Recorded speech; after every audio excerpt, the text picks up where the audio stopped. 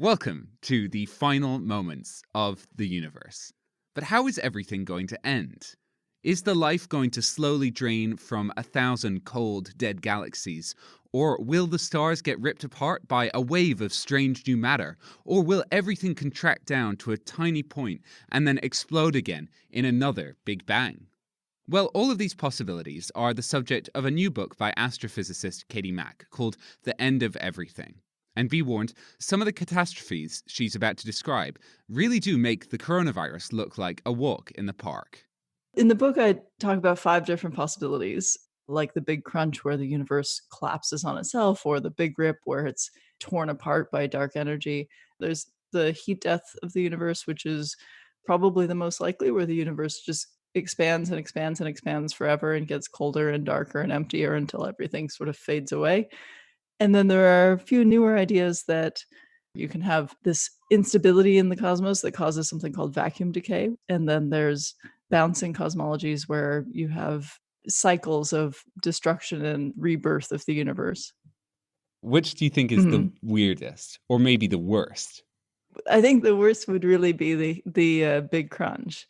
You would see the rest of the universe kind of coming toward you, and the universe would be getting more and more dense and hotter, and you would have this hot radiation background that was, like, slowly cooking you. I mean, I Oh, that's the one wow. that I would find that really It's terrifying. like a scary So sci-fi novel, isn't it? All the stars yeah, start yeah. hurtling towards you. Oh my goodness. Yeah, because you would see it coming and you would be able to calculate, like, when it's gonna get really bad. So that's the one that I find terrifying. The one that I find the weirdest is definitely vacuum decay, because the way that would work is we have this Higgs field, which is this energy field that pervades all of space. We know about the Higgs field because we discovered the Higgs boson, which is a particle associated with that field. The Higgs field has sort of a value, and that number connects to how physics works, how particles interact with each other, how they have mass. And we know that Higgs field had a different value in the very early universe, and then that the Higgs field changed, became what it is today, and now we have this nice stable set of particles that interact with each other and everything's fine. But it's possible that the Higgs field could change value.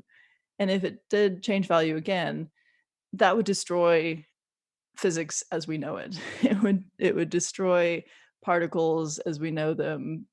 In principle, that is possible that the Higgs field could change value, and the way that would happen is that at one point in the universe, you would have this sort of quantum tunneling event that would change the value of the Higgs field. We wouldn't be able to predict where or when it would happen, but when it happened, it would create a bubble of a kind of space in which this new set of laws of physics exists, called a true vacuum. And that bubble would expand out at about the speed of light and just destroy everything in the universe. And you wouldn't see it coming, and it would just be like, boom, that's it. That's the end of the universe. I find that the scariest one. Yeah, a lot of people find it really scary, actually. I get a lot of emails from people saying that they read about this and now they're terrified that vacuum decay is coming for them. First of all, we don't even know if it could happen because it's based on the idea that we understand particle physics completely, and we know that that can't be true because our particle physics can't even at the moment explain what dark matter is and stuff like that. Like, we know that there are holes in our picture, but even if it could, we wouldn't expect it for 10 to the power of 100 years or something like that. It would be a very long time from now. It's extremely unlikely that it would happen soon. I mean, that sounds like a lot of years. Yeah. What's the doomsday clock looking like in general for these end of the universe scenarios? With the heat death, it's so long in the future that it doesn't even make sense to talk about the numbers. You've got 10 to the 10 to the whatever as a timescale for when that's finally over. For something like the Big Rip, about 200 billion years is the earliest possible Big Rip scenario that's consistent with our current data. For a big crunch, probably if that were gonna happen, we'd have, tens of billions of years at the very least. Don't really have to worry about it anytime soon.